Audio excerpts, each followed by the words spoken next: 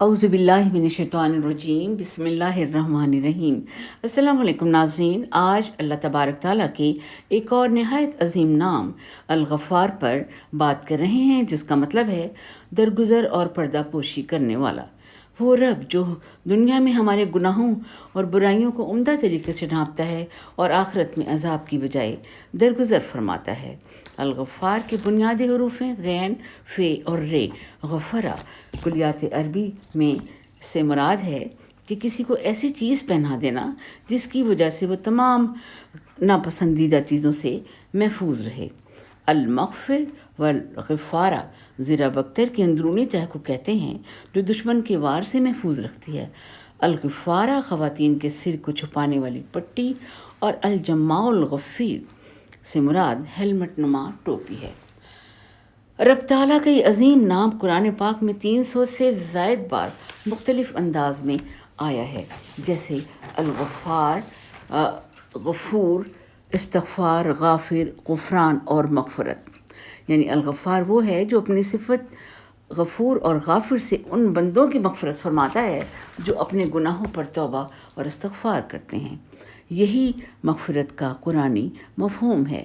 جس طرح کمزور انسان بیماریوں سے بچنے کے لیے خود میں قوت مدافعت پیدا کرنے کی کوشش کرتا ہے، اسی طرح سے ایک مسلمان گناہوں اور اس سے جڑی تکالیف سے بچنے کے لیے اللہ تعالیٰ سے استغفار طلب کرتا ہے۔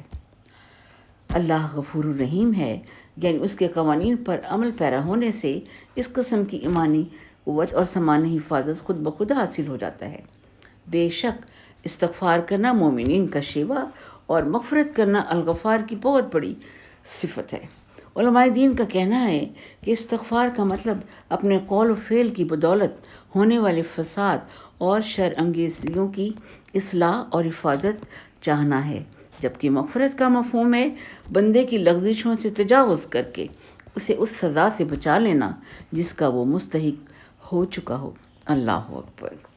الغفر اور الغفران کے معنی ایک ہی ہیں، حفاظت اور پناہ، جیسا کہ سورہ البقرہ کی آیت نمبر 221 میں ہے، واللہ یدعو الی الجنۃ والمغفرہ بإذنہ، یعنی اللہ تعالیٰ جنت اور مغفرت کی ترغیب دیتے ہیں اپنے حکم سے۔ پھر آیت نمبر 285 میں ہے، غفرانک ربنا والیک المصیر، اے ہمارے رب ہم آپ کی مغفرت چاہتے ہیں۔ قرآن پاک میں غافر، غفور اور غفار کے معنی ایک ہی ہیں، حفاظت دینے اور محفوظ رکھنے والا۔ سورہ الاعراف کی آیت نمبر 155 میں غافر بطور اسم فاعل آیا ہے اور غفور اسی صورت کی آیت نمبر 153 میں بطور غفور الرحیم آیا ہے۔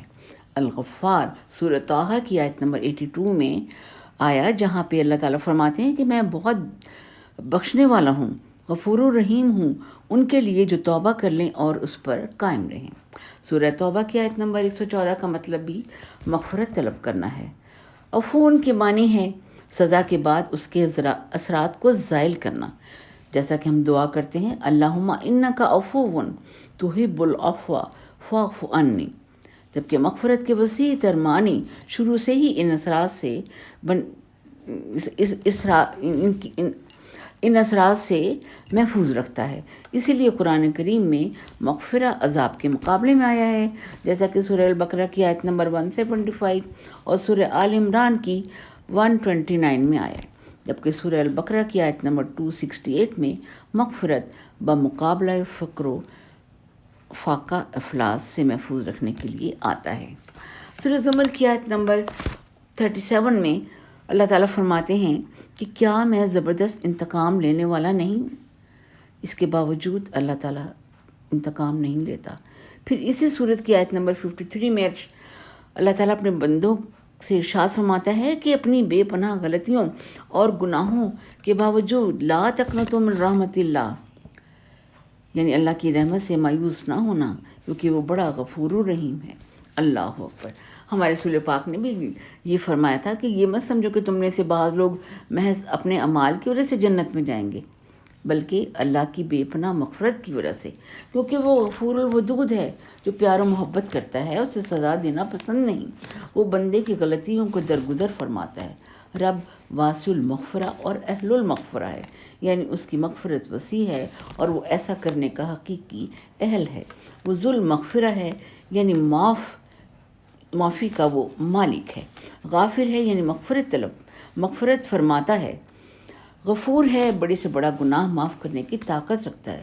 غفور ایک ایسی صفت عظیم ہے، یعنی ایک کوالٹی ہے اللہ تعالیٰ کی، جبکہ غفار سے مراد بار بار معاف کرنے والا، یعنی ایک یہ کوانٹیٹیو صفت اللہ تعالیٰ کی۔ ناظرین، یہ بالکل صحیح ہے کہ اللہ تعالیٰ ہمیں معاف کرتا ہے اور جتنی بار بھی اس سے مغفرت طلب کی جائے وہ ایسا کرتا ہے، لیکن قرآن کریم کی روح سے جنت دوزخ انسانی اعمال کا فطری نتیجہ ہیں۔ سورہ الحشر میں واضح طور پر ارشاد ہے، لا یستوی اصحاب النار و اصحاب الجنہ اصحاب الجنت هم الفائزون، یعنی قوانین خداوندی پر چلنے والی قوم اور افراد میں ان کے نیک اعمال کے ذریعے ایک ایسی قوت اور توانائی پیدا ہوتی ہے جو انہیں تخریبی قوتوں کی مذموم کوششوں یعنی دوزخ سے محفوظ رکھ سکتی ہے۔